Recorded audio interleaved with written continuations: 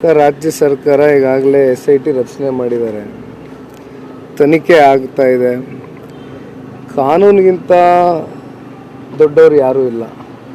ಅಂತಿಮವಾಗಿ ಕಾನೂನಿನಲ್ಲಿ ಕಾನೂನಾತ್ಮಕವಾಗಿ SIT ವರದಿ ಬಂದ ನಂತರ ಯಾವ ರೀತಿ ಕಾನೂನಾತ್ಮಕವಾಗಿ ಕ್ರಮ ಕೈಗೊಳ್ಳಬೇಕು ಅದೊಂದು ಪ್ರಾಸೆಸ್ ನಡೀತದೆ. ಹಾಗಾಗಿ ಅದ್ರ ಬಗ್ಗೆ ನಾನೇನು ಹೆಚ್ಚಾಗಿ ಚರ್ಚೆ ಮಾಡೋದಿಲ್ಲ. ರೇವಣ್ಣವ್ರ ವಿಚಾರ ಆಗಲಿ ಅಥವಾ ಹಾಸನ ಸಂಸದನ ವಿಚಾರ ಆಗಲಿ ನಾನು ಅನೇಕ ಸಂದರ್ಭದಲ್ಲಿ ಮಾಧ್ಯಮದಲ್ಲಿ ಹೇಳಿದ್ದೀನಿ. ನಾನು ನನ್ನ ರಾಜಕೀಯದ ಬದುಕು, ನನ್ನ ಪಕ್ಷದ ಕಾರ್ಯಕರ್ತನಾಗಿ ನಾನು ಎಂದೂ ಕೂಡ ಹೆಚ್ಚಾಗಿ ಹಾಸನ ಜಿಲ್ಲೆ ಕಾಲೇ ಇಟ್ಟವನಲ್ಲ.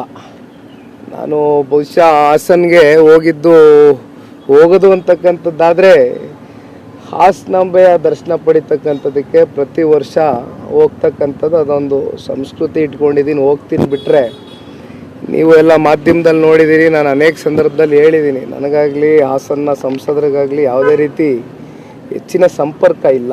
ಸಲಹೆ ಏನು ಕೊಡ್ತೀರಾ ಸರ್? ನಾನು ಸಲಹೆ ಕೊಡೋಷ್ಟು ಮಟ್ಟಕ್ಕೆ ಇಲ್ಲ. ನಾನು ಇದ್ರ ಬಗ್ಗೆ ಏನು ಚರ್ಚೆ ಮಾಡಲ್ಲ.